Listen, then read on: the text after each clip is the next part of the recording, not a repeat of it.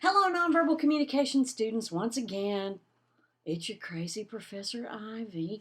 Just wanted to talk to you a little bit more about Chapter 11, which is nonverbal communication in professional and educational settings. So we already talked about nonverbal cues on the job during getting the job, the job interview, which is huge. You got to have all your nonverbals working for you when you're trying to get a job, whether it's one of those big career jobs or an internship, which are really important. Oh, I hope y'all do internships. Dr. Michael Solito is our internship coordinator. I used to be a few years ago before I went on sabbatical.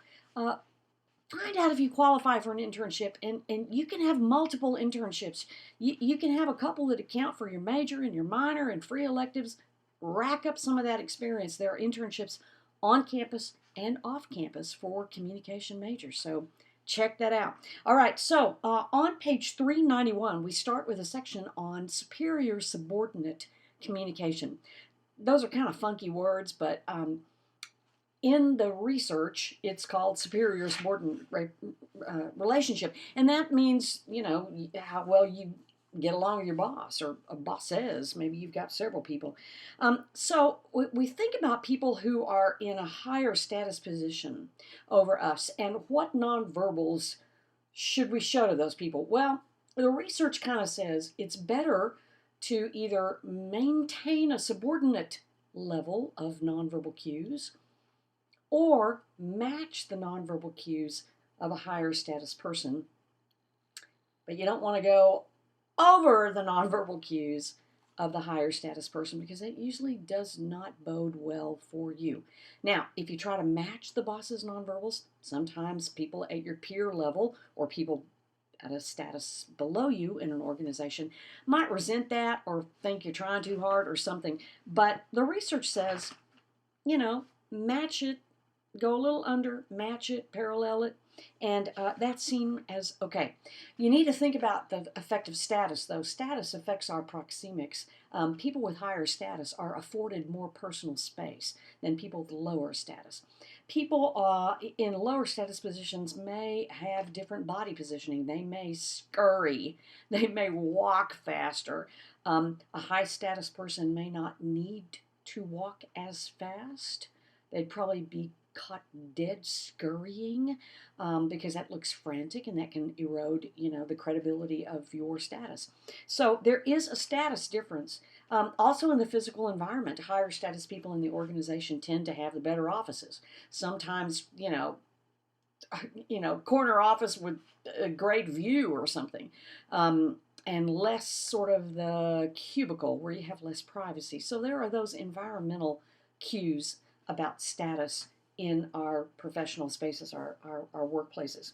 Kinesics, vocalics, a lot of that stuff, touch, all of that is covered in this section. Typically, lower status people do not extend touch to higher status people. Now, the handshake, the professional handshake, you may extend your hand, particularly in a job interview to a higher status person. But the higher status person tends to kind of call the shots when it comes to any kind of bodily contact. And you hope that those people are professional and not sexual harassers. Because, boy, is there a downside of having power inside an organization. And sexual harassment is a terrible, awful thing. I should know. Happened to me in my second job. And it made me want to leave that job as fast as I could. And that was the job I had right before this one at Texas A&M Corpus Christi. Gift from God that I was given this job and this opportunity. But it was bad. And so a higher status person, much higher ranking status person, sexually harassed me. And it was after I'd signed a contract to go out there. And it was in the summer before I took that job. And I was out there looking for a house. And it happened at a party. And I had to go anyway. And I didn't tell anybody for a very long time. So watch for the status cues in terms of touch or coming too close into your personal space. Sometimes it's a fine line between, non-harassment and harassment, but most of the time we know. and we feel it in our guts. And so just be aware of that. Coworker nonverbal communication. We start this section on page 396. And this is tricky. Peer relationships in the workforce. Some people are climbers. Some people are very, very ambitious. And so they may not trust a peer relationship, somebody who's at their same status. Other people, these are among the most important relationships you will have in your life, not just in your career. The best friends I have in my life, save for my sister, are all professors from here that I worked with. My two closest friends, one was the chair of econ, one was the chair of sociology, and they're both retired now by a couple of years, but I see them all the time, and they, I guess, have really sustained me in my career here. Very important relationships. So peer coworker relationships and those nonverbal cues between those people, very, very important. The last section here deals with nonverbal communication with customers and clients. A lot of us have had customer service jobs. You may be in a customer service job right now. And I know firsthand how tough those jobs are. I waited tables in lots of past jobs. My job in graduate school, I started off waiting tables, and then I went up to being a bar back, which is the assistant bartender, and then I became a bartender and a manager over the 3 years that I did that job. And boy, you're in the customer service business. Some of y'all are more on the front lines of taking people's criticism and their complaints. And they are very disgruntled, and many times they will take it out on you because you're just a person working there whose job it is to take their complaints. This is very, very tough, and so I feel your pain if this is the job that you are in.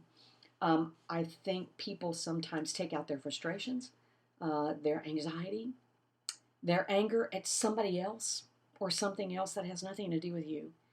And so many times those jobs, you have to face hostile people from dawn to dusk. And God love you for doing those jobs. They're very important jobs. And you know, as a customer, if I get somebody who's really great in a customer service role, you're so grateful. Like if you get them on the phone, and they can fix your problem. Or if you go into Best Buy and you got some technology problem and there's somebody there who can actually help you, who's also a real human being. Very important. So watch your nonverbals if you're in those jobs. Do all the best things you know by now how to do in those jobs in terms of nonverbal communication, because it's really important, particularly when you're trying to build up clientele and create a positive environment and image for the company or the organization you work for. I'm going to stop right there. We have a whole other section of this chapter, but I'm going to address it in another video because there's a lot in this chapter 11. So we're going to switch to nonverbal communication in educational settings. I'll get to that pretty shortly. Thank you, everybody. Take care. Stay safe.